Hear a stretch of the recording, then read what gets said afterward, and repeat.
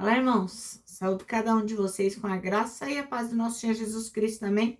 Meu nome é Miriam Anitta, eu estou aqui para, juntamente com os irmãos, estudarmos um texto do Aderson Costa, escrito para o manancial, que chama-se Alimentação Adequada.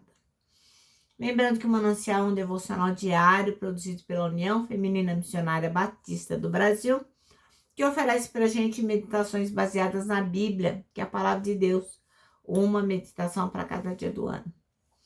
Quando a gente lê o manancial, junto, ou acompanhado, ou sozinho, tanto faz, com a família, com os irmãos, com os colegas, não faz mal. A forma que nós escolhemos para ler o manancial vai nos inspirar, exortar e edificar. Isso vai fazer com que a nossa vida espiritual cresça e também vamos ter um engajamento maior com a missão de Deus. Eu não escrevi o texto, como os irmãos sabem, foi o irmão Aderson Costa, por isso que eu vou ler e contar para os irmãos aquilo que eu entendi, tá bom? Então vamos orar e pedir ao Senhor a bênção dele para este devocional.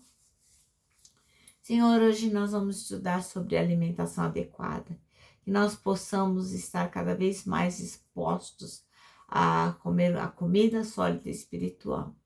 É o que te pedimos, em teu nome. Amém. Bom, irmãos, então vamos lá. O nosso texto está em 1 Coríntios 3, de 1 a 9. E diz assim: Irmãos, não vos pude falar como a pessoas espirituais, mas como pessoas carnais, como crianças em Cristo.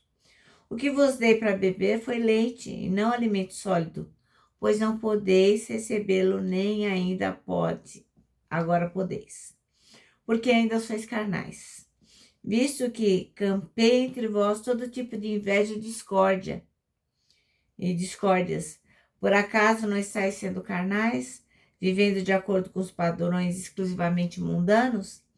Pois quando alguém alega, eu sou de Paulo, e o outro, eu sou de Apolo, não estáis agindo absolutamente seguindo os padrões dos homens? Quem é, portanto, Apolo? E quem é Paulo? Servos por intermédio dos quais viestes a crer. E isso conforme o ministério que o Senhor concedeu a cada um. Eu plantei, Apolo regou, mas foi Deus quem deu o crescimento. De forma que nem o que planta, nem o que rega são de alguma importância, mas unicamente Deus que realiza o crescimento.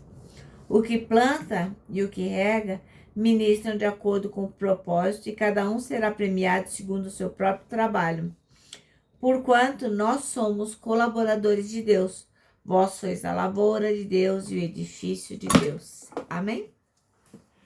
Bom, então o nosso texto chama-se Alimentação Adequada, e o versículo escolhido é o 2, que diz: Eu lhes dei leite para beber. Não pude alimentá-los com comida sólida, porque vocês ainda não podiam suportar. Nem ainda agora podem, porque vocês ainda são carnais. Bom, então o irmão Aderson fala que ele gosta muito de gatos, ele é apaixonado por gatos. E ele gosta de ver as peripécias, as acrobacias que os gatos fazem. E o que eles são capazes de fazer quando são saudáveis e bem cuidados. Então, para um gato crescer saudável e bem cuidado, ele precisa de, quando ele é pequenininho, tomar o leite da mãezinha dele. Depois de algum tempo, o gato vai crescendo e vai precisar de alimento sólido, pois o leite não vai conseguir suprir mais as necessidades deles, não vai conseguir sustentá-lo. E né, não é só com o gato, qualquer mamífero passa por esse mesmo processo. E na vida espiritual não é diferente, é dessa forma também. Quando a gente aceita Jesus Cristo como nosso suficiente Salvador e nós nascemos de novo, a gente começa a se alimentar de leite espiritual, que vai representar o quê? Os primeiros passinhos da fé cristã, né? Aquelas dúvidas que a gente tem, bem amenas, aquelas coisinhas bem básicas.